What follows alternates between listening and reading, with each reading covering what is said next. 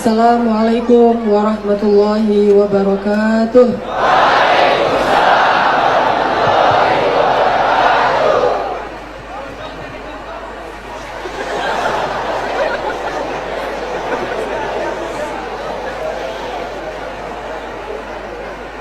Alhamdulillahi rabbil alamin.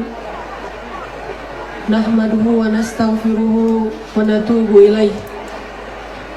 Ashhadu an la ilaha illallah wahdahu la syarika lah. Wa ashhadu anna Muhammadan abduhu wa rasuluhu la nabiyya ba'dah.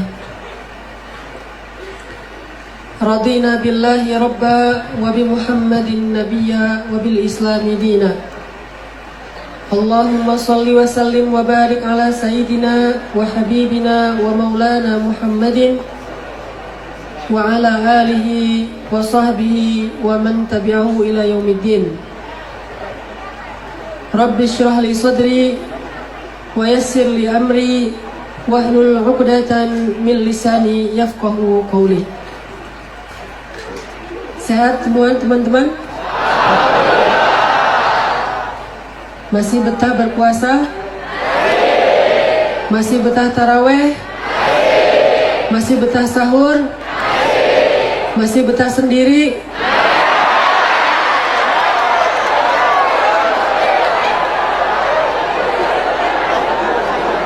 Awas, jangan salah jawab. Bulan Ramadan kata-katanya jadi doa. Masih betah sendiri enggak?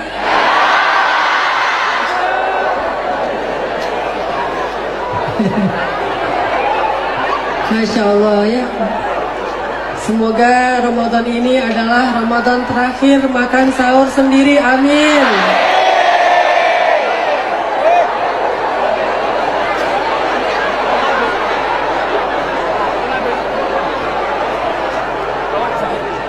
Gimana rasanya makan sahur sama teman kos-kosan? Enak nggak? Bosan nggak? Mudah-mudahan tahun depan udah ada yang nemenin makan sahur. Ganti teman kos-kosan.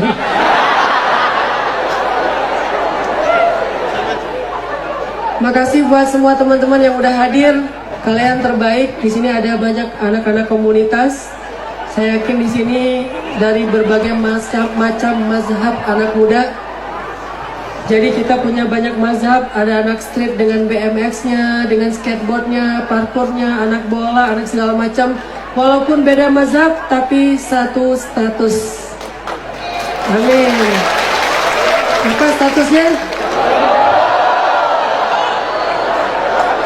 Jangan jomblo doang, jomblo fisabilillah. Jadi walaupun jomblo, sabarnya berpahala insya Allah. Dan sekarang udah buka puasa, jadi saya udah boleh ngebully ya. Kalau siang nggak boleh, ntar batal puasa. Teman-teman yang dirahmati Allah SWT, Islam itu adalah agama yang sangat-sangat sempurna. Islam itu adalah agama yang sangat sempurna. Allah sendiri ngasih testimoni tentang Islam. Innad dina indallahil Islam. Allah sendiri ngasih testimoni tentang Islam. Al yawma akmaltu lakum dinakum wa atmamtu alaikum ni'mati wa raditu lakumul Islam dinan. Jadi Islam itu adalah agama yang sempurna. Dan selain sempurna, Islam juga agama yang mudah. Yuridullahu bikumul yusra wala yuridu bikumul usra.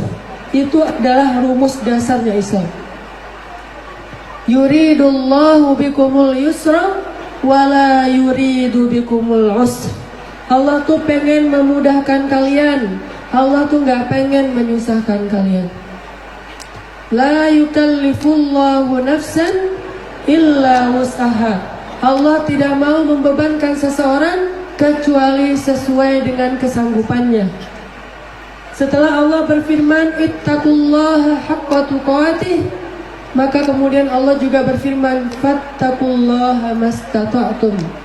Bertakwalah kalian kepada Allah dengan sebenar-benar takwa. Kemudian Allah menyeimbangkannya dengan kalimat fattaqullaha mastata'tum.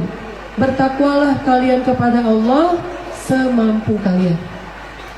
Jadi kaidah dasar agama Islam itu mudah. Syariat Islam mudah banget. Salah satu bukti bahwa syariat Islam itu mudah apa? Syariat pernikahan. Setuju enggak? Ustadz, kalau syariat pernikahan itu mudah, kenapa masih banyak jomblo? Berarti syariat nikah itu susah dong Ustadz? Enggak, syariat Islam itu mudah. Syariat pernikahan itu mudah. Yang menyusahkan pernikahan itu bukan Islam, tapi calon mertua. Islam gampang. Ada nggak syarat menikah itu di dalam Islam harus ditanya dulu kerjanya apa? Boleh nggak nanya kayak gitu? Boleh nggak yang cowok-cowok nih? Ragu jawabnya nih. Yang sebelah sini ya, yang sebelah sini namanya Imam Hunters. Yang sebelah sini namanya Makmum Lovers. Saya pengen nanya kepada Makmum Lovers, setuju nggak kalau syarat pernikahan itu harus punya penghasilan yang gede? Terus gimana ngasih makan istri kalau nggak punya penghasilan? Mantan. Di sini jawabannya meyakinkan, nggak tahu ya depan calon mertua ya. Begitu datang nanya kerja apa deh? Nah itu Pak masalahnya. Jadi syariat pernikahan itu gampang sebetulnya. Yang bikin dia susah bukan Allah. Kalau dalam syariat Islam gampang banget akad nikah itu cuman gini doang, jabat tangan. Kemudian calon mertua bilang saya nikahkan putri saya sekian. Kemudian dia jawab saya terima nikahnya. Kalau nggak bisa pakai bahasa Arab, bisa pakai bahasa Indonesia. Kalau nggak hafal, bisa nyontek pakai teks gitu ya. Kalau salah sekali bisa diulang lagi. Jadi nggak kayak pin. Kalau salah 3 kali diblok. Saya terima nikahnya, salah lagi. Udah ya, tinggal 2 kesempatan ya. Terus mantannya ngedoain ya Allah salah lagi gitu.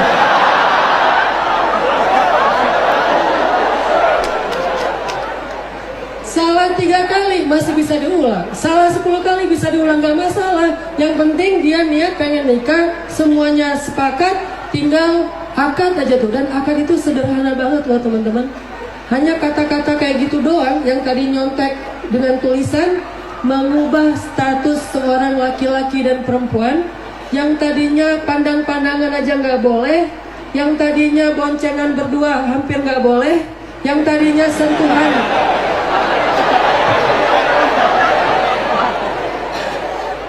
maaf, diulang. Yang tadinya bonceng nggak boleh. Udah gitu salaman atau bersentuhan sebagian mazhab bilang nggak boleh gitu ya. Sekarang semuanya boleh. Yang tadinya ngapa-ngapain dosa, sekarang ngapa-ngapain berpahala. Memandang berguguran dosa, kan keren ya. Jadi pagi-pagi duduk aja tuh, ngeliat istri rempong lalu lalang. Lo ngapain? Lagi pengen menggugurkan dosa.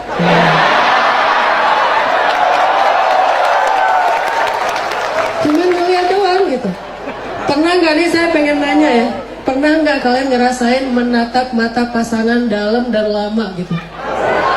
Nggak pernah kan? Makanya makin lama makin banyak dosa yang berguguran. Jadi kayak kita tuh adu gitu ya, siapa yang kuat-kuatan nggak berkedip. Tapi harus dekat gitu, dekat pandang-pandangan. Siapa yang berkedip duluan nanti dihukum. Gak usah banyak hukumannya apa. Dan itu cuma bisa dilakuin sama pasangan halal. Kebayang nggak sama teman kos-kosan kayak gitu-gituan gitu? Itu kan ngeri banget, bahaya. Nonton Muhammad Salah main Liverpool lawan Real Madrid, kalau kalah nangis, nggak ada yang ngasih tisu. nangis aja sendiri, terus nyari tisu di dapur, ngambil kain lap di dapur, ternyata bekas cabe sekalian. Beda banget status orang yang masih sendiri sama yang udah ada pasangan. Berangkat kerja nggak ada yang doain.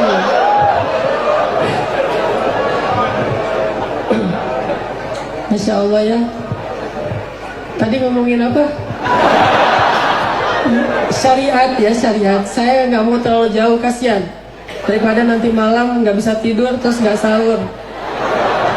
Nikah, balik lagi. Akadnya tuh sederhana banget loh. Cuman ngomong gitu doang. Saya terima nikahnya, bla bla bla bla. Selesai, nanya ke saksi, sah saksi? Belum, kata saksi. Wah, ulang lagi, ulang. Bla bla bla bla, sah saksi? Belum. Ternyata nggak sah aja. Ternyata saksinya adalah mantan. Wow, nggak akan pernah sah. Mau seharian akan nikah, ini nggak akan sah nih. Makanya hati-hati ya. Yang bikin akan nikah tuh susah itu mantan. Apalagi kalau mantannya KUA. Pas datang, ini kenapa ya? Syaratnya nggak ada yang lengkap, Memang syaratnya apa? Syaratnya nggak ada saya di sini. Jadi moral of the story-nya teman-teman, syariat Allah itu gampang banget. Puasa itu, coba teman-teman perhatiin ayat tentang puasa. Ayat pertamanya, kutiba alaikumus siyam. Artinya apa? Ini kalau ada yang nggak tahu artinya, ini keterlaluan. Diwajibkan bagi kalian berpuasa. Awalnya hukum puasa apa di situ? Wajib. Kutiba alaikumus siyam. Ternyata Allah tuh pengertian banget sama kita. Allah bilang ayyamam ma'dudat. Gak lama kok, cuma beberapa hari doang. Kalau kita terjemahin bebas ya, ayyaman ma'dudat, cuma beberapa hari aja, kata Allah. Kenapa Allah gak bilang syahran wahid, 1 bulan? Kenapa bilang beberapa hari? Karena Allah tuh gak pengen ngebebanin kita. Puasa 1 bulan, padahal sama aja kan. Kita puasa 1 bulan tapi nyebutnya ayyam, beberapa hari. Ma'dudat, yang terhitung, yang terbatas, yang gak lama.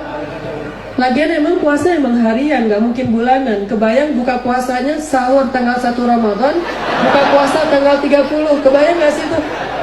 Makanya Allah bilang ayyaman ma'dudat, puasa itu hari-hari. Jadi setiap hari buka dan sahur, setiap hari buka dan sahur. Allah kayak pengertian banget gitu ke kita. Udah selesai gitu Allah bilang apa? Tenang aja. Saya tahu di antara kalian mungkin ada yang lagi musafir, traveling gitu, ada yang lagi touring. Di antara kalian ada yang lagi sakit hati. Di antara kalian ada yang lagi sakit. Maka kalau kalian gak sanggup berpuasa karena lagi touring, buat anak-anak muda, anak-anak motor nih, terus karena lagi sakit, bolehlah dia mengkodoknya di waktu yang lain. Terus udah selesai, udah selesai belum segitu? Belum. Allah masih bilang kalau kalian gak sanggup mengkodok, gak apa-apa, bayar fidyah. Baru ditutup dengan kalimat wa antasumu khairul lakum. Kalau kalian puasa itu lebih baik untuk kalian. Tadi di ayat pertama puasa itu wajib, sekarang puasa itu lebih baik. Ini buktinya yuridullahu bikumul yusra wala yuridu bikumul usra. Allah tuh pengen memudahkan kalian banget, dan Allah nggak pengen menyusahkan kalian. Jadi kemudahan-kemudahan dalam agama itu sudah Allah tunjukkan di dalam Al-Quran. Banyak banget ayat-ayat yang kayak gini. Mulai dari tasyri'. Apa bedanya syariat dengan tasyri'? Kalau syariat itu hukum yang udah jadi. Kalau tasyri' itu proses hukum itu sampai jadi. Tasyri' salah satunya adalah tasyri' tentang khamar. Itu kan prosesnya beberapa kali ya. Nggak langsung sekaligus khamar haram, enggak. Pertama, khamar dan judi itu ada baiknya, ada buruknya. Walaupun buruknya lebih banyak, tapi kan ada baiknya Ustadz. Iya sih, ada nih. Ini awal tasyri' ya, belum jadi syariat. Kemudian lanjut Para sahabat masih minum khamar, sampai gara-gara sering minum khamar mereka sholat dalam keadaan mabuk. Kebayang nggak sholat? Allahu Akbar. Nggak enak banget kan? Imamnya baca apa dia nggak ngaminin gitu. Imamnya baca apa dia bilang, imamnya waladhdallin dia bilang sadaqallahul azim, kan nggak nyambung ya. Kenapa? Lagi mabuk. Akhirnya turun lagi syariat berikutnya, janganlah kalian sholat dalam keadaan mabuk. Oh, kalau gitu setelah sholat boleh dong. Allah nggak ngomong gitu ya, tapi boleh. Akhirnya mereka nahan diri. Udah selesai sholat baru mabuk-mabukan. Tasyrik. Baru kemudian yang ketiga Allah katakan tinggalkan semua itu. Khamar haram, judi haram, riba haram, yang kayak gitu-gitu. Stalking IG mantan haram. Apalagi pakai akun palsu, dia nggak ketahuan. Tasyrik bertahap, nggak bisa sekaligus.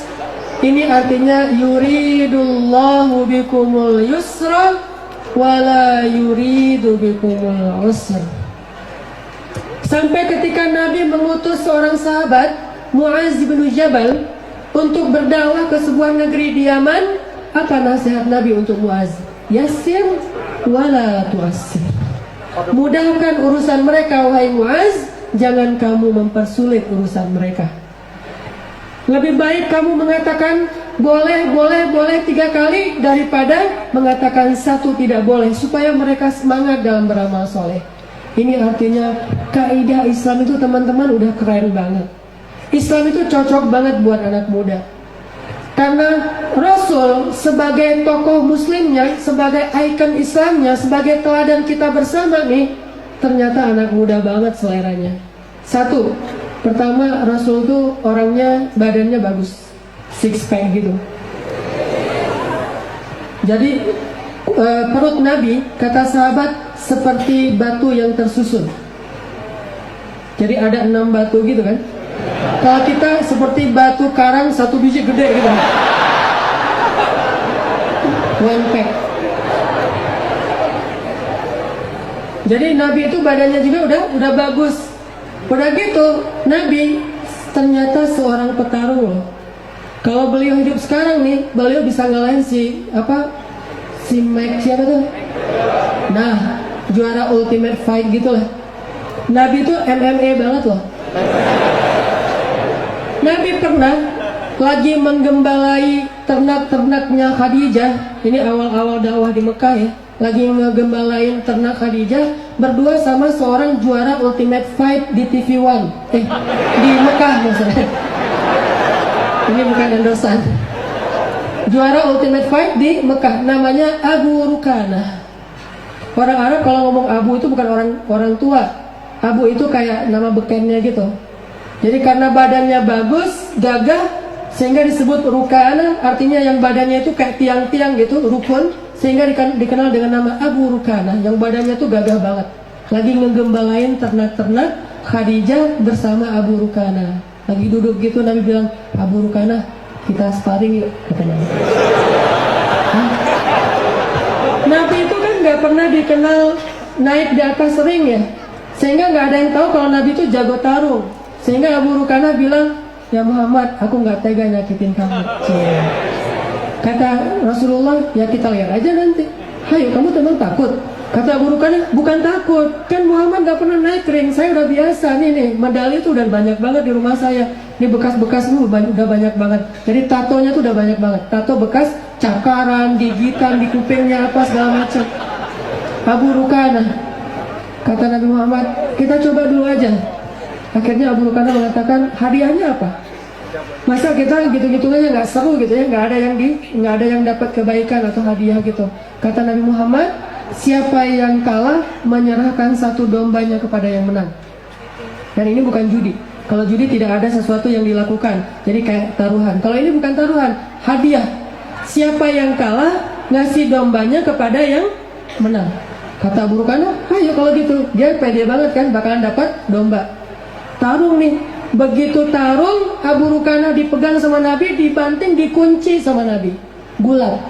Ternyata Nabi tarungnya tuh modal serangan di bawah gitu, main kunci. Dikunci sama Nabi Abu Rukana, karena kalau nggak nyerah kan bisa patah ya. Saya di Bandung tuh sama teman-teman juga dekat sama teman-teman Bandung Fighting Club. Kemarin kita bikin kayak semacam tarung bebas antara petarung Bandung lawan petarung Filipina dan Amerika. Kalau tarungnya sama Amerika saya kayak ada masalah pribadi gitu kan. Jadi pas yang petarung Indonesianya dikunci gitu saya langsung la haula wala quwata illa billah. Ustadz nonton gitu kan beda ya. La haula wala quwata illa billah. Begitu dia lepas dari kuncian langsung habisin. Menang. 3 petarung kita ngalahin 3 petarung luar negeri. Bahkan yang petarung dari Filipina itu patah tangannya karena dia pas dikunci nggak mau nyerah. Dia maksain banget, patah, digotong keluar dari ring. Nabi tarung sama Abu Rukana, dipegang sama Nabi, dibanting, dikunci. Abu Rukana langsung menyerah. Setelah itu Nabi bilang, ya udah kasih domba kamu untuk saya. Dikasih sama Abu Rukana. Terus Abu Rukana, Nabi nanya, masih mau lagi? Kata Nabi. Kata Abu Rukana, ya sekali lagi deh, kayaknya tadi ada yang salah nih, kuda-kuda lagi. Ya udah kita coba lagi, tarung untuk kedua kalinya, dibanting lagi Abu Rukana, dipegang, akhirnya Abu Rukana nyerah untuk kedua kalinya, nyerahin lagi 1 domba. Nabi bilang, masih penasaran Abu Rukana? Ya udah ini yang terakhir nih, penasaran banget, masa sih saya kalah sama kamu?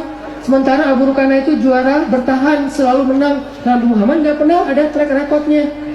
Yang ketiga kali dibanting lagi sama Nabi, dikunci, kalah lagi Abu Rukana. Ini luar biasa. Sampai diserahkan 3 dombanya Abu Rukana kepada Nabi. Abu Rukana duduk aja termenung. Nabi nanya kepada Abu Rukana, ya Abu Rukana, malham, kenapa kamu sedih? Apa masalahnya? Kata Abu Rukana, ya Muhammad, saya harus ngomong apa ke ayah saya tentang 3 kambing yang hilang? Saya mau ngomong apa nih? Namanya kenapa? Kalau saya bilang itu dimakan serigala, saya bohong. Saya nggak boleh bohong kepada orang tua. Ya udah bilang aja jujur kamu kalah dengan Muhammad. Ya itu lebih bahaya lagi. Gimana muka saya di depan ayah saya kalau ketahuan saya itu kalah tarung sama kamu Muhammad? Ya udah biar kamu nggak malu sama ayah kamu, nih aku balikin 3 ekor kambing kamu dibalikin. Akhlak Nabi dibalikin kepada Abu Bakar. Beneran ini Muhammad? Beneran, tapi kan perjanjian kita nggak gini. Nggak apa-apa. Yang penting kamu mendapatkan kembali kambing-kambing kamu. Ya Muhammad, akhlak kamu itu luar biasa. Asyhadu an la ilaha illallah wa annaka rasulullah. Masuk Islam Abu Rukana. Ternyata ada sahabat Nabi masuk Islam itu dengan tarung. Jadi kita anak muda yang senang tarung itu bisa jadi jalan dakwah. Lo duel sama gua. Siapa yang kalah masuk agama yang menang. Wah ngeri ya. Kita kalah jadi murtad, yang ditantang ternyata preman pasar. Jangan. Yang jelas Nabi itu pernah menaklukkan seseorang hatinya setelah menaklukkan fisiknya. Kekuatan Nabi nggak pernah pamer. Badan Nabi bagus tapi nggak kemana-mana pakai baju ketat, kaos gitu ya. Atau posting, nih lo lihat ya. Terus di sebelahnya ada susu apa gitu buat cowok gitu. Enggak. Karena Nabi itu orangnya nggak riak, nggak sombong gitu. Orangnya tawadu banget. Sama kayak Nabi Musa. Nabi Musa kan badannya juga bagus kan. Terkenal banget lah badan Nabi Musa. Sampai saking bagusnya badan Nabi Musa, orang Yahudi iseng untuk memfitnah Musa.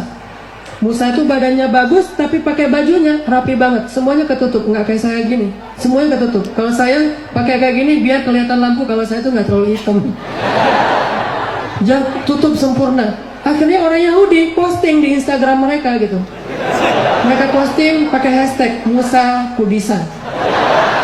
Itu hashtagnya orang Yahudi. Viral, jadi trending topik. Oh beneran ada yang ngeliat? Iya saya lihat. Orang Yahudi kan suka ngada-ngada kan ya. Akhirnya tersebarlah berita trending topik kalau Musa itu Kudisan. Soalnya bajunya tertutup semua. Allah nggak rela nabinya yang keren, yang super duper luar biasa nih difitnah sama orang Yahudi. Akhirnya apa? Allah membersihkan nama Musa. Direkam di akhir surat Al-Ahzab. Suatu hari Nabi Musa mandi di sumur, kemudian bajunya dibuka, ditaruh di atas batu. Mandi ini, ketutup kan sumurnya, mandi. Udah selesai mandi, Nabi Musa beres-beres nyari baju, ternyata batunya udah pindah. Wah, batunya pindah, gimana nih caranya? Akhirnya nyari kayak galah gitu, mengambil baju di atas batu. Begitu mau diambil, batunya lari. Nabi Musa Bingung nih gimana saya keluar nih, saya nggak pakai baju, cuma pakai celana doang. Dikejarlah batu itu oleh Musa. Thawbi hajar, thawbi hajar. Baju saya dibawa batu, baju saya dibawa batu. Lari. Kemana batu itu lari? Batu itu lari ke Nadil Kaum, kalau bahasa hadisnya. Apa Nadil Kaum? Tempat ngumpulnya anak-anak muda Bani Israel. Lewat skatepark Bani Israel. Batu lewat, anak-anak Bani Israel lagi volley gitu ya. Musa lewat, wah anak parkour Musa. Jadi Musa itu dianggap anak parkour, lagi ngejar-ngejar batu gitu, terus kontrol gitu. Akhirnya anak-anak skate Bani Israel kagum, ternyata Musa itu keren banget ya, parkour sejati banget lah. Pokoknya gua nge-follow dia sekarang. Lewat lagi tempat nongkrong cewek-cewek Bani Israel, Musa lewat. Lihat gitu. Pokoknya heboh banget tuh kejadian, sampai akhirnya batu itu berhenti di tengah di tengah pasarnya Bani Israel. Kebayang nggak batu berhenti di tengah mall? Orang lagi pada belanja, Musa ngejar-ngejar batu di tengah mall. Jadi kayak perform gitu tengah mall gitu kan. Kayak malam mingguan gitu kan. Udah gitu ada musik terus slow motion gitu. Akhirnya berhenti, baju diambil, baju yang Musa dipakai, dipukul batu, terbelah. Jadi waktu belah tuh mungkin awalnya dari Bani Israel. Ditonjok sama Musa, saking kuatnya Musa. Dan Allah nggak rela banget nabinya difitnah. Nabi Muhammad memiliki semua mukjizat para anbiya. Terkeren pokoknya. Nabi Musa belah laut, keren kan? Nabi Muhammad belah bulan. Lebih dahsyat kan? Nabi Musa belah laut, Nabi Muhammad belah bulan. Nabi Sulaiman menguasai jin dan manusia. Di zaman Nabi Sulaiman tuh kita hidup tuh dengan jin loh. Jin tuh kayak bareng dengan kita ikut talim gitu. Terus ada tanya jawab, jin nanya. Ustaz mau nanya, apa boleh nggak saya misalnya jin gitu ya, saya nikah dengan manusia. Manusia juga cari manusia susah, apalagi sama jin gitu. Jadi kayak jin sama manusia tuh nge-blend banget, hidup bareng, damai, rukun gitu ya. Bisa jadi satu komplek gitu, RT-nya manusia, RW-nya jin, gitu-gitulah pokoknya. Dan banyak banget pekerja-pekerja kuli, buruh kayak gitu jin loh. Termasuk chef-chef yang terkenal di zaman Sulaiman itu jin. Jadi kalau dia masak itu cepat banget, lebih cepat daripada fast food. Ini super fast food. Kita baru mau ngomong udah jadi makanannya. Luar biasa zaman Sulaiman. Zaman Nabi Muhammad, Nabi juga bisa. Banyak banget adegan Nabi menguasai jin.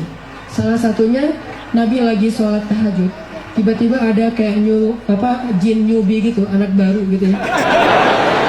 Jadi ada jin yang kayak baru belajar dakwah gitu, tapi dakwahnya ngegodain manusia ke neraka gitu. Kan itu dakwah versi jin. Dia kayak baru lulus dari kuliah gitu, anak-anak baru gitu masih nyari-nyari mangsa. Salah, karena dia anak baru nggak tahu mangsa yang siapa yang mau digodain Nabi Muhammad. Kan salah kan ya? Langsung ngegodain legend. Nabi ngegodain legend. Wah ini ada orang lagi tahajud nih, gua godain aja sekalian. Nggak tahu itu legend. Datang-datang, hai Nabi Muhammad lagi sholat enak-enak. Begitu selesai Nabi Muhammad sholat, dilihat ada jin godain beliau, dipegang, diuyel-uyel, jadi bola. Itu hadisnya kayak gitu, jadi bola terus diikat di tiang Masjid Nabawi. Bola kayak bola api gitu. Pas menjelang subuh, anak-anak Madinah datang ke masjid, anak-anak kecil gitu, anak bocah-bocah gitu datang ke masjid. Loh, ada bola api tuh, diambil, ditendang-tendang. Berarti sejarah tendang bola api itu awalnya di zaman sekarang. Tapi kalau sekarang yang ditendang itu bola api, kalau dulu tuh jin. Jadi jin tuh gitu ditendang anak-anak Madinah. Ayo bola, Muhammad Salah, Benzema, cing. Tapi yang ditendang jin. Terus diambil sama Nabi, jangan sakiti dia. Terus kemudian dilepas, akhirnya dia pergi. Kata Nabi Muhammad, sekiranya bukan karena doa saudaraku Sulaiman, akan aku biarkan ini menjadi bola untuk anak-anak Madinah sampai besok hari. Apa doa Sulaiman yang diingat oleh Nabi? Ya Allah, kata Sulaiman, beri saya kekuasaan yang tidak engkau berikan kepada siapapun setelah saya. Nabi itu hanya menghargai doa Sulaiman. Kalau bukan karena menghargai doa Sulaiman, Nabi itu bisa banget menguasai jin. Tapi Nabi nggak mau. Kenapa? Soalnya Sulaiman berdoa, ya Allah, berikan saya kekuasaan yang tidak engkau berikan kepada siapapun setelah saya. Jadi Nabi Muhammad itu bisa banget. Siapa lagi? Nabi Daud. Apa salah satu di antara mukjizat Nabi Daud? Mukjizat Nabi Daud salah satunya adalah melempar batu kecil membuat seorang Goliat itu tumbang kan ya. Nabi Muhammad lebih dahsyat lagi. Nabi Muhammad itu bisa menjadikan batu bukan dilempar, batu itu tunduk kepada beliau. Batu sebesar gunung Uhud jatuh cinta kepada Nabi Muhammad. Kalau Nabi Daud, batu dijadikan sebagai peluru, sebagai batu lempar. Kalau Nabi Muhammad, batu itu jadi umatnya. Nabi lagi kayak hiking gitu ke atas gunung Uhud ya, bersama dengan, kan Nabi itu juga punya geng ya. Nabi punya sahabat, punya geng. Orang-orang ring satunya Nabi. Siapa ring satunya Nabi? Abu Bakar, Umar, Utsman, Ali, Abdurrahman bin Auf, 10 sahabat yang mubasysyirin bil jannah. Itu gengnya Nabi banget tuh. Dan yang lebih sempit lagi, Abu Bakar dan Umar. Mereka lagi jalan bertiga, hiking gitu ke atas gunung Uhud. Pas naik ke atas gunung Uhud, gunung itu bergetar. Nggak rela lagi tuh kan dinaikin, nih siapa sih, apa-apaan sih. Jadi dia kayak bergetar gitu. Nabi langsung duduk. Kata Nabi, tenang, di atasmu adalah Rasulullah, As-Siddiq, dan Syahidan. Nabi berempat berarti. Di atasmu itu ada Rasulullah, As-Siddiq, Syahidan. Tenang wahai gunung Uhud, di atasmu sekarang ada Rasulullah, Abu Bakar, As-Siddiq, dan 2 orang sahabat yang meninggalnya nanti syahid, yaitu Umar dan Utsman. Kebayang nggak kalau kita jadi Umar dan Utsman? Rasul, jadi saya akan dibunuh nanti. Ini kayak berita masa depan kan? Yang akan meninggalnya dalam keadaan syahid. Tapi jangan gitu dong, nakut-nakutin. Enggak, sahabat ini mereka luar biasa semangatnya. Begitu dapat kalimat syahidan, mereka langsung bersyukur, mudah-mudahan itu benar, mudah-mudahan itu saya dapatkan kebaikan itu. Sehingga gunung itu tenang karena di atasnya adalah Rasulullah, Abu Bakar As-Siddiq, Umar bin Khattab, dan Utsman bin Affan. Jadi Rasul itu udah keren banget lah. Secara fisik beliau ideal, secara apalagi kekuatan fisik beliau jago tarung, bahkan pemberani. Walaupun Nabi itu lembut, tapi tidak lemah. Jadi istilah lemah lembut itu kurang tepat menurut saya. Lembut aja, nggak usah lemah. Karena Nabi kuat tapi lembut, perkasa tapi lembut. Apa bukti keperkasaan Nabi? Kata Aisyah, Nabi itu kekuatan yang seperti 10 laki-laki. Gak usah diterjemahin, udah segitu aja. Nabi itu kekuatannya seperti 10 laki-laki. Ini luar biasa. Nabi itu emang keren sih. Makanya wajarlah Allah ngasih wahyu lewat beliau ya.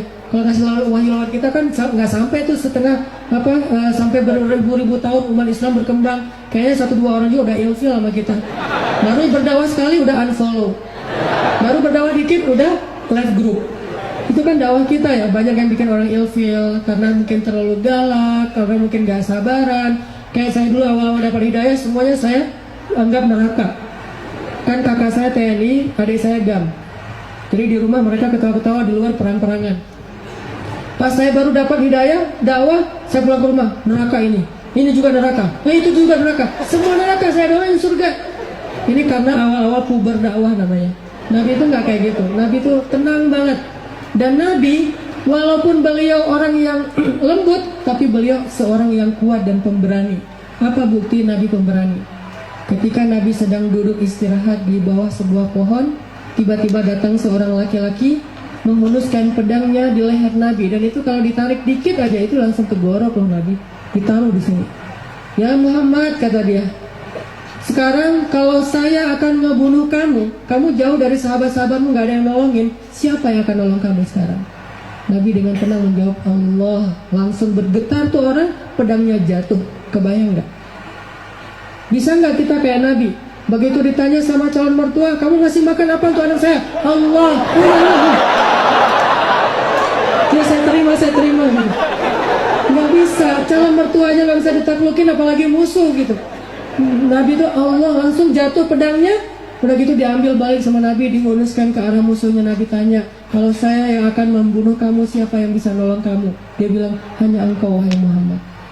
Nabi ngasih pedangnya, pulanglah kepada kaummu. Kemudian dia berdakwah kepada kaumnya. Dia bilang, wahai kaumku, masuklah kepada agama seorang laki-laki yang mencintai kehidupan kalian lebih daripada kehidupannya sendiri. Ini akhlak Nabi menaklukkan banyak hal. Nabi itu berdakwah dengan akhlak nomor 1 teman-teman, bukan dengan dalil. Ini yang perlu kita garis bawahi. Dalil berikutnya, nomor 1-nya akhlak. Ketika Nabi berdakwah, nih bisa dibilang kayak tabligh akbar Nabi pertama di Mekah. Jadi kayak free event gitu ya. IO-nya para sahabat. Tabligh akbarnya stage-nya apa? Stage-nya Bukit Sofa. Itu stage-nya. Nabi berdiri di atas bukit Safa. Nabi nanya kepada orang-orang Mekah, ya ma'syara Quraisy, ya ahla Makkah, wahai pemuka-pemuka Quraisy, wahai penduduk Mekah, kalau saya katakan di balik bukit ini ada musuh yang mau menyerang kota Mekah, kalian percaya nggak sama saya? Kata mereka, kami percaya Muhammad, engkau al-amin. Jadi bukan Allah berfirman, saya bersabda, bukan. Tapi percaya nggak sama saya? Percaya Muhammad. Kenapa? Bukan karena dia Rasulullah, bukan karena dia dapat wahyu. Itu yang kesekian. Nomor satunya apa? Karena engkau al-amin, akhlak. Jadi kadang-kadang orang nggak percaya dengan ayat dan hadis yang kita baca bukan karena ayat dan nggak benar, bukan karena hadisnya nggak sahih. Dia nggak percaya sama kita. Kalau ngomong ayat, gitu kan? Kalau ngomong hadis gitu, bukan hadisnya nggak sahih, hadisnya sahih, pemahamannya yang dhaif. Kita nggak paham hadis, sehingga Ali bin Abi Thalib mengatakan kalimatul haq urida bihal batil. Kalimatnya benar, tapi pemahamannya batil. Maka dakwah Nabi itu dengan akhlak, teman-teman. Sehingga dengan akhlak seseorang akhirnya jadi tertarik kepada Islam. Baru Nabi ngomongin ayat, hadis. Nabi tuh kalau istrinya lagi ngambek nggak pernah tuh pakai hadis. Kalau kita belum ngambek juga udah disiapin hadisnya. Nanti kalau dia ngambek saya forward nih.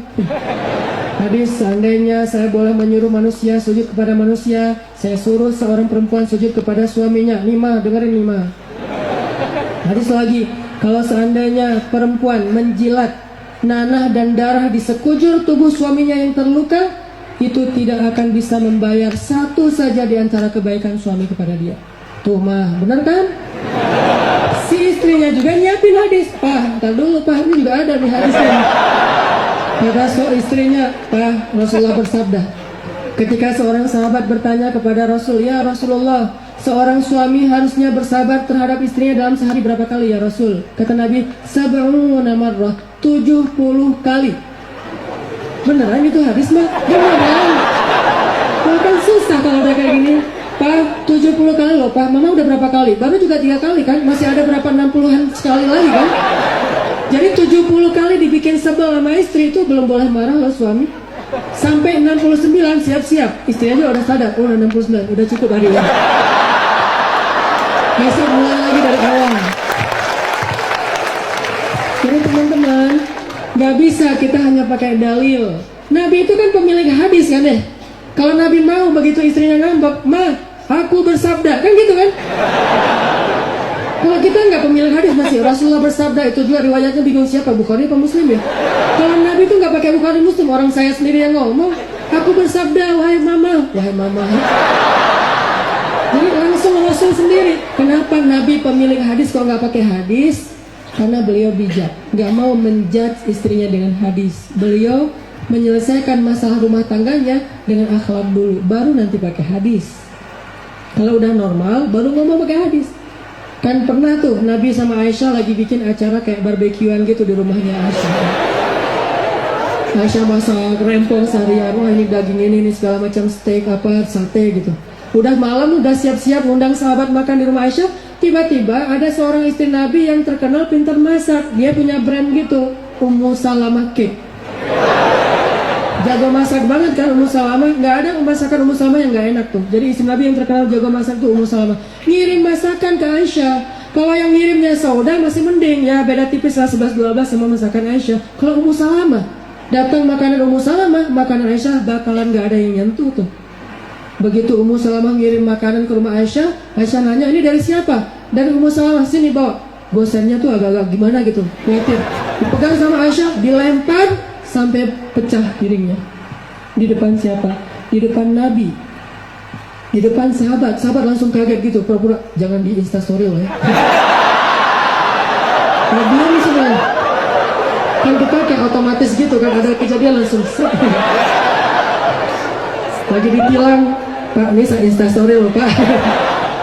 Kalau dulu nggak boleh, diam aja, nggak usah diam aja. Terus udah beres semuanya, Aisyah langsung ngambek masuk ke dalam kamar. Nabi langsung bilang, pulang. Pulanglah para sahabat. Nabi cuma komen apa kata Nabi? Ibu kalian lagi marah, ibu kalian lagi cemburu. Udah selesai gitu. Nggak ada tuh Nabi komen panjang-panjang, captionnya harus di scroll gitu. kayak curhat gitu ke sosmed followers, aku tuh dijailin banget sama istri aku, kan rela kayak gini, udah kalian unfollow dia aja, kalau perlu di report biar di ban gitu. Jadi Nabi cuman ibu kalian lagi cemburu, ghirah, udah pulanglah para sahabat. Nabi ketok pintu Aisyah. Aisyah, kata Nabi, kenapa? Kata Aisyah, itu yang ngirim makanan Ummu Salamah pengen pulang. Itu bahasa elegannya Nabi. Maksud Nabi apa? Ganti dong piring yang tadi udah pecah.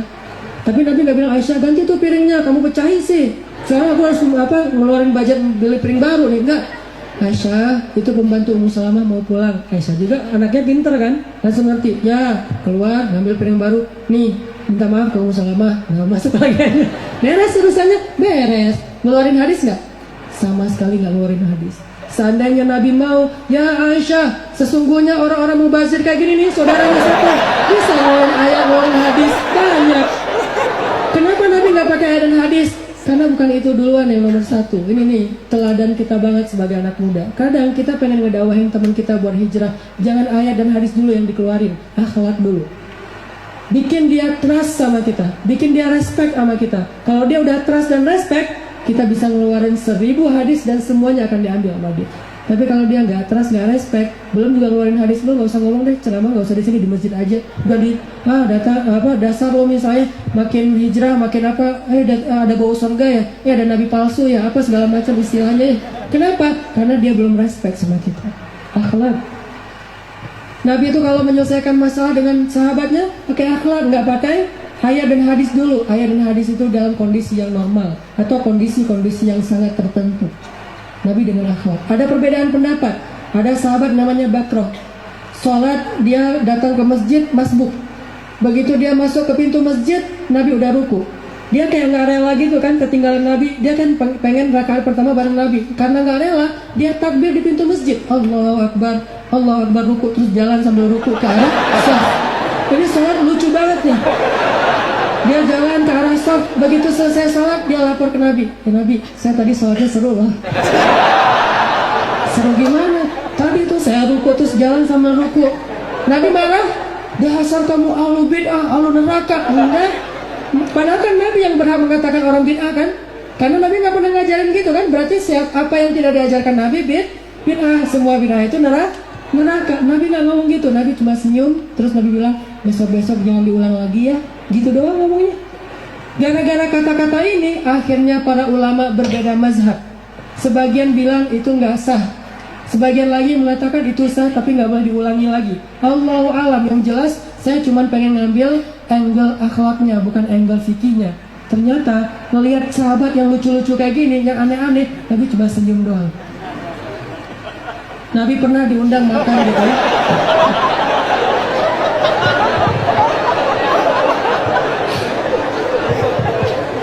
Gile.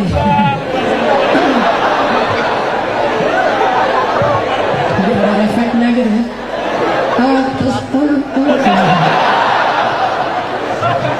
Nabi itu pernah diajak makan malam teman-teman. Jadi ada seorang sahabat dengan PD-nya datang Nabi, nanti malam makan di rumah saya ya, kata dia. Oh iya. Nabi pikir nih orang kalau udah ngundang kan berarti nyiapin makanan yang enak-enak. Nabi udah gitu ngajak beberapa orang geng Nabi lagi. Abu Bakar ikut saya yuk, Umar ikut saya yuk, ikut aja. Datang ke rumah dia, duduk, dihidangin apa teman-teman? Qadid. Apa itu qadid? Roti yang keras, yang kalau mau dimakan harus dicelupin ke air dulu, direndam baru bisa dimakan. Dia ngundang makan, tapi yang disiapin malah cuman roti keras, ditaruh aja depan Nabi. Terus dia duduk, Nabi liatin, Abu Bakar, Umar liatin. Nabi nungguin, kok nggak ada satenya ya? Nggak ada lauknya, nggak ada apa-apanya, roti doang. Akhirnya Nabi nanya, maaf, ada lauknya? Kata Nabi. Nabi tuh nggak enakan banget orangnya tuh, sangat nggak enakan. Ada lauknya? Kata Nabi. Oh maaf ya Rasulullah, nggak kepikiran, cuman ada cuka, boleh cuka? Oh nggak apa-apa, ditaruhlah cuka di sebelah Nabi. Nabi potongin tuh roti, dicelupin ke cuka, dimakan. Apa kata Nabi? Nabi komen, kata Nabi, sebaik-baik lauk itu adalah cuka. Sebaik-baik lauk adalah cuka. Kalau kita ngomongin ini di Palembang cocok, empe-empe pakai cuka. Tapi kalau di Jogja kan nggak pakai cuka ya. Maka ini berarti Nabi itu orangnya sangat menghargai orang lain. Nggak mau ngecewain orang, dikasih cuka. Sebaik-baik lauk cuka. Pagi-pagi buka-buka buka-buka kayak dapur gitu. Nabi ngeliat di belakang rumahnya ada apa. Ternyata nggak masak apa-apa Aisyah. Nabi waktu itu belum niat berpuasa. Dan beliau lagi nyari sarapan. Oh, nggak ada ote-ote, nggak ada nasi goreng, nggak ada telur dadar, nggak ada apapun. Lagi buka-buka kayak gitu, Aisyah lewat. Aisyah ngeliat Nabi lagi nyari-nyari makan, Aisyah kan jadi nggak enak gitu kan ya. Nabi pasti tahu Aisyah ngeliat, Nabi langsung bilang, Aisyah hari ini aku puasa loh. Coba, kan kalau puasa sunnah boleh agak belakangan ya, dengan syarat belum ngopi, belum makan, belum ngapain kan. Ini kita udah kenyang, gua puasa aja deh. Belum makan apa-apa terus dia niat puasa. Nabi pas melihat Aisyah kayak mergokin Nabi lagi nyari-nyari sarapan, Nabi menjaga perasaan Aisyah terus langsung bilang, Aisyah hari ini aku puasa loh. Oh ya udah, alhamdulillah sekalian saya emang nggak masak. Ya udah, padahal tadi Nabi itu nggak ada niat puasa. Tapi gara-gara Aisyah nggak masak dan Nabi nggak pengen menyusahkan Aisyah, Nabi jadi puasa. Akhlak. Makanya Allah itu saking takjubnya kepada akhlak Nabi sampai Allah ngasih testimoninya apa? Wa innaka la'ala khuluqin azim. Engkau Muhammad itu ya benar-benar akhlakmu tuh luar biasa kata Allah. Benar-benar innaka la'ala khuluqin azim. Engkau Muhammad benar-benar sungguh akhlak kamu tuh luar biasa Muhammad. Orang yang gak enakan banget. Dengan akhlak itulah Nabi SAW menyebarkan Islam. Dengan akhlak itulah Nabi SAW mengubah kota Madinah yang namanya Yathrib menjadi Madinah Munawwarah. Dengan akhlak itu Nabi menjadikan dunia yang tadinya jahiliyah jadi Islamiyah. Dengan akhlak itu Nabi menjadikan dunia yang tadinya zulumat kepada nur. Dengan akhlak teman-teman, terutama kepada orang terdekatnya. Jangan ngomongin dakwah dulu kalau kita belum sabar kepada orang tua. Jangan ngomongin bahwa kita udah soleh di luar kalau kita belum baik kepada keluarga. Karena kata Nabi apa? Khairukum khairukum li ahlikum wa ana khairukum li ahli. Sebaik-baik kalian adalah yang paling baik untuk keluarganya, dan aku adalah yang paling baik di antara kalian untuk keluargaku. Jadi kalau kita mau mengukur kita baik apa enggak, nanya ke pasangan kita dulu, Mah, Papa udah baik belum untuk Mama? Ini enggak, kalau jawabannya jujur nggak akan dikurangin kan jatah bulanannya, enggak mah. Papa sih ya masih bertahap Pak. Apa yang masih kurang baik Mah? Catat, bikin catatan ini, nanti perbaiki. Karena sebaik-baik kita adalah yang paling baik buat keluarganya. Tanya ke orang tua kita, udah ridho belum ibu bapak kita kepada kita? Gak usah ngomongin yang lain-lain dulu, lihat dulu di rumah kita. Gak usah ngomongin teman yang lain, gak usah ngomongin teman satu geng, gak usah ngomongin teman di jalan, gak usah ngomongin teman di klub, di komunitas. Orang tua aja dulu. Kalau udah nikah pasangan aja dulu, anak-anak aja dulu. Kalau itu belum lulus, berarti kita belum menjadi seorang sebaik-baik manusia menurut Rasulullah SAW. Jadi Islam itu teman-teman bukan hanya Allahu Akbar, ruku, sujud, bukan hanya itu. Islam itu indah banget, akhlak. Islam itu kita banget anak muda. Hobi-hobi kita itu semuanya difasilitasi dalam Islam. Coba belajar tentang sifat ra'fahnya Nabi, gak enakannya Nabi. Nabi itu saking gak enakannya sering menyulitkan diri sendiri loh.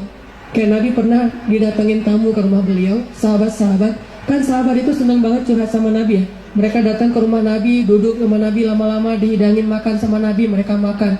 Begitu selesai makan masih duduk. Nabi itu udah merasa kemalaman, ini kok nggak pulang-pulang. Disuruh pulang nggak enak, nggak disuruh pulang Nabi juga terganggu. Aisyah udah nunggu di kamar. Akhirnya Nabi ngeliat kayak, kalau kita sekarang kayak pura-pura ngeliat jam, jam berapa ya? Kasih isyarat gitu. Sahabat nggak pengertian, dikasih isyarat nggak pulang-pulang juga. Saking nggak enaknya Nabi diem aja. Lama diem, sahabat membuka lagi pembicaraan. Nabi, ini ada masalah nih. Wah, mulai lagi dari awal. Panjang nih ceritanya. Tiba-tiba turun wahyu surat Al-Ahzab juga. Kata Allah apa di dalam wahyu itu? Wahai orang-orang yang beriman, kalau kalian datang ke rumah Nabi, minta izinlah untuk masuk. Kalau diizinkan, masuklah. Kalau diberikan hidangan makan, makanlah. Kalau selesai makan, pulanglah. Jangan meneruskan pembicaraan karena itu mengganggu Nabi.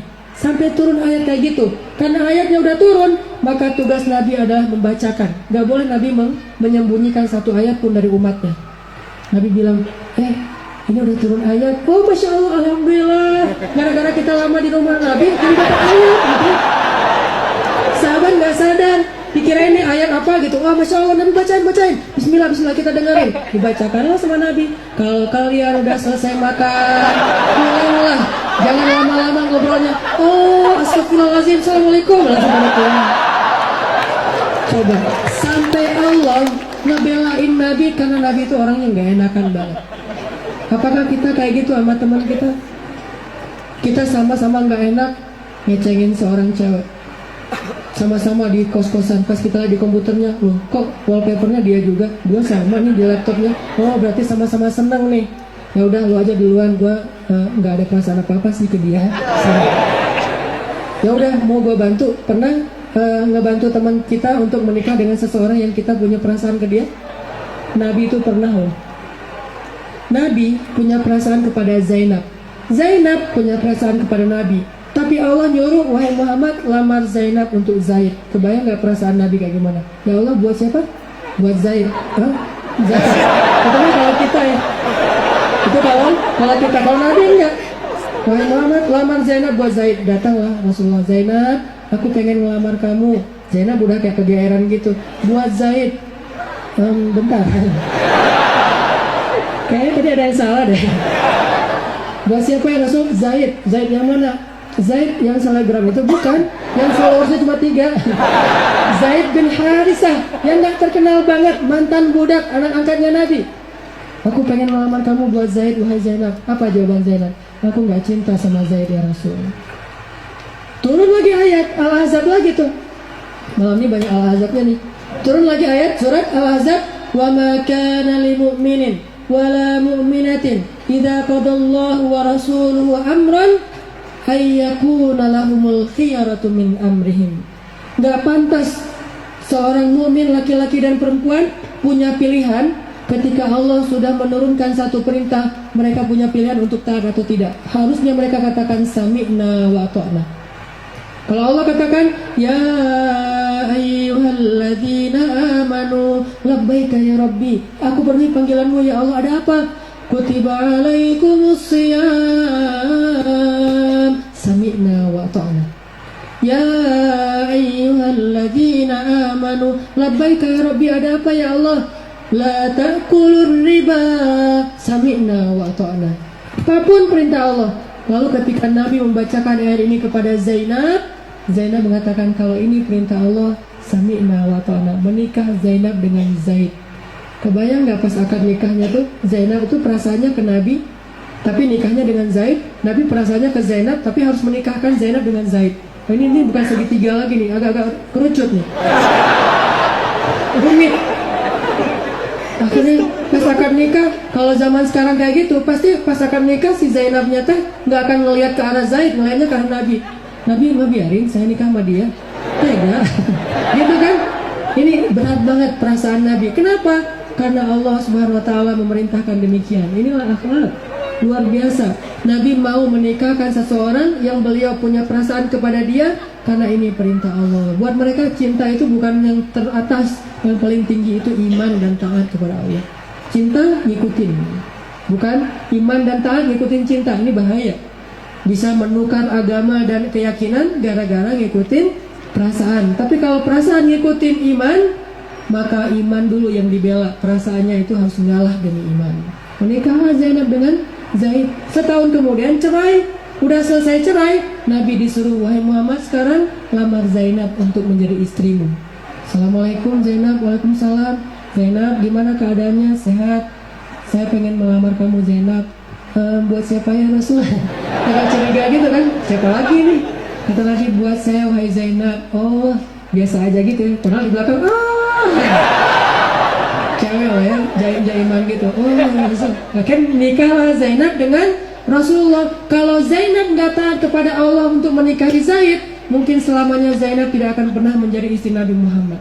Karena dia taat, dia berkorban dengan menikahi seseorang yang bukan seseorang yang dia cintai. Akhirnya Zainab layak mendampingi Rasulullah. Jadilah Zainab salah satu di antara istri Nabi. Bahkan istri Nabi yang pertama nyusul Nabi wafat. Pas Nabi sakit keras, Nabi kan tidur di atas pangkuan Aisyah. Terus istri-istri Nabi yang lain ngumpul gitu dan nanya ke Nabi, Rasulullah, kira-kira kalau Rasulullah wafat nanti siapa di antara kami yang duluan nyusul Nabi? Kan mereka pengen duluan ya, pengen saya yang pertama, saya yang pertama. Nabi bilang apa? Yang pertama menyusul saya di antara kalian yang paling panjang tangannya. Hah? Yang paling panjang tangannya? Oh bentar, belakang. Langsung dia jajar gitu ya. Ukur tangan siapa yang paling panjang? Ternyata tangan Zainab itu yang paling pendek. Kenapa? Karena Zainab itu anaknya tuh kayak unyu-unyu gitu, agak-agak imut gitu. Kalau istri Nabi lain kan tinggi-tinggi, apalagi Aisyah kan terkenal tinggi, langsing, dan ya anak ideal banget lah secara fisik Aisyah teh. Dan ditambah lagi emang dia senang treadmill kan Aisyah. Apa treadmillnya Aisyah? Nabi lagi touring kan ya, adegan treadmillnya Aisyah sama Nabi. Nabi lagi touring bareng sahabat, berhenti di sebuah rest area gitu. Pas berhenti di rest area, Nabi bilang ke sahabat, kalian duluan di, tinggalkan saya sama Aisyah. Duluan, bawa mobil Nabi, mobil Aisyah jalan duluan. Kata Nabi ke Aisyah, kita nyusul mereka lomba lari yuk. Ayo kata Aisyah, lomba lari sekuat-kuat tenaga di tengah padang pasir, itu lebih daripada treadmill berapa kilo loh. Langsung kalorinya berapa keluar angkanya di situ gitu. Akhirnya menanglah Aisyah. Di komen sama Aisyah pas Nabi posting adegan itu. Apa komen Aisyah? Waktu itu aku masih kurus. Ini dalil kalau Aisyah itu kurus. Dan berapa berat Aisyah? Saya sering share. Berat Aisyah itu kurang lebih 55 kilo. Tahu dari mana Ustadz? Baca hadisul ifki. Cerita ketika Aisyah ketinggalan rombongan. Kenapa sampai ketinggalan rombongan? Karena kata yang membawa tandu Aisyah, Aisyah itu lebih ringan daripada tandu. Makanya kami nggak tahu ada orang atau nggak ada orang di dalam tandu karena dia ringan. Berapa berat tandu? Kurang lebih 60 kilo. 50 sampai 60 kilo. Berarti Aisyah lebih ringan daripada 55 kilo. Sehingga saya menyimpulkan salah satu ciri perempuan solehah beratnya nggak boleh lebih dari 55 kilo. Itu ciri perempuan solehah. Nanti pulang ke rumah timbang. Wah, 56 bid'ah 1 kilo. Nggak boleh. Maksimal 55 kilo. Periksa tuh. Karena ciri solehah itu bukan cuma dilihat dari sisi rajin puasa, rajin ibadah, itu oke. Tapi ada sisi lain. Apa kata Nabi? Ciri perempuan soleh itu ada 3 selain ibadahnya. 1, idza ra'aitaha sarratka. Kalau kamu melihat dia, maka dia tuh nyenengin. Itu istri solehah, nyenengin suaminya. Pas dilihat dia kayak, kalau dia sebelum masih jomblo gitu dia nggak genit. Begitu udah nikah dia kayak genit gitu. Dikit-dikit touch up depan suaminya. Gua nih, gimana nih bibir gua udah bagus belum ininya? Pakai lipstiknya, kamu mau yang matte atau yang gimana gitu kan? Nanya ke suami selera suaminya apa. Terus kalau pakai parfum yang apa?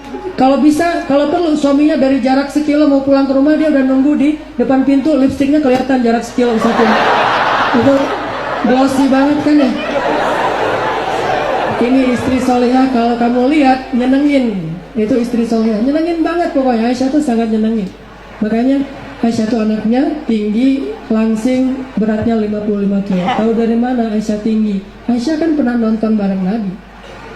Waktu itu ada festival gitu di depan Masjid Nabawi, namanya Habasyah Fest. Orang-orang Habasyah memperingati ulang tahun jadinya kota Habasyah di Madinah, bikin festival Habasyah Fest. Jadi ada kayak perform gitu, ada dance gitu, terus ada tarung. Dance-nya tuh tari pedang. Tapi kan dance juga ya. Aisyah di dalam rumah penasaran pengen nonton, cuman gak enak mau minta ke Nabi. Lihat ke jendela, seru ya, balik lagi ke kamar. Lihat lagi ke jendela, iya ya seru, balik lagi ke kamar. Nabi ngeliat Aisyah, akhirnya Nabi nanya, Aisyah, hal turidina an tanzuri? Kamu pengen nonton? Kata Nabi. Hal turidina an tanzuri? Kamu pengen nonton Aisyah? Diam aja Aisyah. Diamnya cewek kan artinya ya. Nabi pengertian. Hal turidina an tanzuri? Kamu pengen nonton Aisyah? Diam. Langsung dipegang tangannya oleh Nabi. Yuk aku temenin. Tuh. Ditemenin sama Nabi nonton. Makanya nonton itu kalau sesuatu yang masih wajar itu sunnah banget. Yang bid'ah nonton sendiri. Kebayang nonton tren tubusan sendiri. Begitu vampirnya muncul yang kanan kiri, kita kemana? Kan ya seru banget ya. Makanya jangan sampai nonton sendiri. Nabi nonton sama Aisyah, berdiri depan Masjid Nabawi. Aisyah berdiri sebelah Nabi, naruh dagunya di atas pundak Nabi. Coba imajinasikan sejarah. Aisyah itu kan mancung ya. Nabi mancung, kebayang nggak pas Nabi noleh? Itu kan romantis banget tuh. Makanya saya bilang, kalau bahas tentang sirah Nabi, bahas tentang sarirah Nabi, bahas tentang perjalanan hidup Nabi, seru banget loh. Nabi itu adalah teladan tentang seorang muslim yang ideal, dan ternyata adegan kehidupan Nabi itu perfect banget. Ada ibadah di malam hari yang nangisnya luar biasa. Nabi kalau udah sholat malam, wah nggak ada yang bisa ngikutin. Kalau ada yang sok-sok ikutan, bakalan nyesel. Ada sahabat yang ikut-ikutan Nabi sholat malam, ada. Padahal Nabi nggak pernah ngajak-ngajak, Nabi nggak pernah mention, nggak pernah broadcast. Nanti malam kita tahajud di Masjid Al-Furqan ya. Nabi nggak pernah. Kenapa? Nabi tahu nggak ada yang sanggup tahajud di belakang Nabi. 1 rakaat 3 juz. 1 rakaat 3 juz. Kebayang nggak kayak gimana berdirinya tuh? Kalau saya pernah sholat kayak gitu di Mesir, udah aja berdiri sebelah kaki. Capek, gantian. Karena kenapa? Imamnya nggak pengertian. Saya udah bersin-bersin, udah batuk-batuk, dia nggak ngerti. 1 rakaat 3 juz. Ada sahabat namanya Ibnu Mas'ud. Ibnu Mas'ud ini hafiznya sahabat. Sampai Nabi mengatakan, kalau kalian pengen dengar bacaan Jibril, dengar Ibnu Mas'ud. Sayangnya dulu kan nggak ada live streaming gitu kan, untuk lihat gimana Ibnu Mas'ud baca Al-Quran seperti Jibril yang bisa direkod. Jibril itu kalau baca Quran, kalau dilihat di antara sahabat yang paling mirip itu Ibnu Mas'ud. Persis Jibril. Dia hafiz, biasa sholat panjang, tiba-tiba berdiri belakang Nabi, nggak nepuk-nepuk gitu. Jadi Nabi nggak tahu. Kalau Nabi tahu, Nabi bakal baca yang pendek. Karena Nabi nggak ditepuk-tepuk, dia sholat aja Allahu Akbar belakang Nabi. Nabi santai aja, Alif Lam Mim, Dzalikal Kitabul La Raiba Fi. Udah setengah juz, 1 juz, 2 juz, 3 juz, Ibnu Mas'ud mulai curiga. Wah bahaya nih. Udah terlanjur takbir, gimana ngebatalinnya? Masa mundur teratur gitu ya. Saking panjangnya sholat Nabi. Jadi sholat kita yang kayak tadi Ar-Rahman, itu mah amatiran banget loh. Di Mesir, rata-rata masjid sholatnya itu 1 malam 1 juz. Itu masjid yang anak-anak baru gitu. Jadi kalau kita nanya ke teman, lu sholat di mana tarawih? Di masjid itu berapa juz? 1 juz. Lu anak baru ya? 1 juz itu anak baru. Kalau yang udah pro 3 juz. Kalau udah legend 10 juz. Beda level tuh. Makanya Nabi kalau sholat malam, adegan malamnya maksimal. Malamnya adalah orang yang rahib, ibadahnya kepada Allah itu luar biasa. Siangnya seorang rahmatan lil alamin. Semua orang yang ada di dekat Nabi selalu merasa kenyamanan. Melihat wajah Nabi nyaman, mendengar Nabi ngomong nyaman, jalan bareng Nabi nyaman. Bahkan ketika berperang bersama Nabi, mereka nyaman. Berperang aja nyaman. Gimana dalam keadaan damai? Inilah Rasulullah SAW. Makanya teman-teman, Islam itu asik kalau kita paham betapa luasnya agama Allah ini. Saya punya tagline, banyak main, banyak manfaat. Itu bukan asal buat, karena saya punya misi. Dakwah saya itu lewat cara main. Skate, kemudian kalau lagi ada ombak main coba-coba main ombak gitu, terus pedal. Apalagi kalau ombaknya lagi gede, habis dimarahin istri pula, ombak gulung aku dong gitu ya. Langsung di pelampiasannya ke ombak. Kayak gitu-gitulah pokoknya. Jadi main, ketemu teman touring, ketemu teman, akhirnya mulai dekat, jadilah jalan dakwah. Itulah cara dakwah yang saya jalanin. Jadi dalam Islam itu boleh banget. Bahkan kita tuh, saya sama istri pernah bikin program umroh. Pertama kali umroh sama anak-anak skateboarder. Salah satunya Pevi Permana, Fanny Inong, itu kan legend-legendnya skate ya. Mereka bawa papan skate ke Mekah. Bisa dibilang ini grup umroh pertama yang bawa papan skate. Saya bawa papan skate, Pevi Inong bawa papan skate, bawa 3 papan. Begitu yang guide kita ngambil di baggage belt gitu, oh ini kok ada papan skate, Ustaz nih kayaknya ada yang ketukar deh, bukan punya kita. Enggak, itu punya jemaah saya. Dia heran, jamaah umroh bawa papan skate. Begitu selesai tawaf, sa'i semuanya beres, udah umroh, waktu istirahat, mereka langsung pada ngobrol saya di depan Masjidil Haram. Dimarahin, gitu. Saya pura-pura nggak ngerti gitu, apaan sih? Padahal ngerti bahasa Arab, pura-pura nggak. Makanya kita datengin, ada apa? Dari mana kamu? Indonesia. Mulai nyoba nggak? Ternyata askarnya pengen nyoba. Pas dia nyoba ketagihan enak gitu. Akhirnya kita posting dengan judul yang di Instagram, Share Happiness. Karena Sebenarnya Islam itu asik banget. Nggak ada larangan orang untuk bersenang-senang. Satu aja syaratnya, kita boleh have fun, kita boleh seru-seruan, kita boleh enjoy yourself, kita boleh traveling kemana aja. Syaratnya cuma satu, jangan nambah dosa. Itu doang. Dan bisa banget kita dapat fun tanpa membuat dosa, itu bisa banget. Dan saya buktiin sendiri. Saya senang main, kemarin pas ke New Zealand coba semampunya ya main longboard gitu, walaupun kemudian di sana ditungguin nanti kalau udah kecepatan ditangkepin gitu ya. Terus pas lagi ke Jepang, alhamdulillahnya pas lagi winter ada salju, kita main snowboarding gitu sama teman-teman. Bisa banget have fun, enjoy, traveling, seru-seruan sama teman-teman tanpa berbuat dosa, itu bisa banget teman-teman. Karena Islam luas, dan di dalam keluasan itu kita bisa explore kemana aja dan tetap masih dalam koridor Islam. Jadi buat saya moral of the story yang lainnya adalah yuk kita nikmati aja hidup masa muda kita dengan satu syarat, jangan nambah dosa, maka Allah akan nge-like banget apa yang kita lakuin. Dengan kayak gitu, insya Allah kita menjadi seorang yang istiqomah, taat, tapi tetap asik. Itu aja yang bisa saya sampaikan. Mudah-mudahan jadi motivasi buat kita semuanya. Yuk kita belajar Islam lebih sungguh-sungguh lagi, mendengar nasihat lebih banyak lagi, supaya kita makin kenal agama kita, makin tahu Islam, makin luas akhlaknya, makin banyak manfaat buat orang lain. Mudah-mudahan ini bermanfaat. Dan di sini ada penggalangan dana ya. Oh ya, buat teman-teman yang pengen berdonasi di bulan Ramadan, jadi kita ada form donasi buat renovasi dan pembangunan Masjid Al-Furqan. Jadi saya sekarang ke kota-kota mana tuh kalau bikin acara tabligh akbar gini, saya nggak mau bikin di Masjid Agungnya. Kenapa? Kalau Masjid Agung itu udah besar. Kita mencari panti asuhan, kita cari masjid-masjid yang lagi renov, kita bikin crowd, lalu kita coba crowdfunding bareng-bareng untuk membangun rumah Allah. Jadi lebih efektif daripada saya bikin di Masjid Agung yang sudah memang gede. Mudah-mudahan malam ini kita bisa menyumbangkan yang terbaik malam Ramadan untuk membangun Masjid Al-Furqan, sehingga sejengkal Masjid Al-Furqan yang kita bangun, setiap orang sholat di dalamnya kita mendapatkan ngalir pahala insyaallah. Silakan nanti ngisi form donasi renovasi masjid. Barakallah, subhanakallahumma wa bihamdika, asyhadu an la ilaha illa anta, astaghfiruka wa atubu ilaik.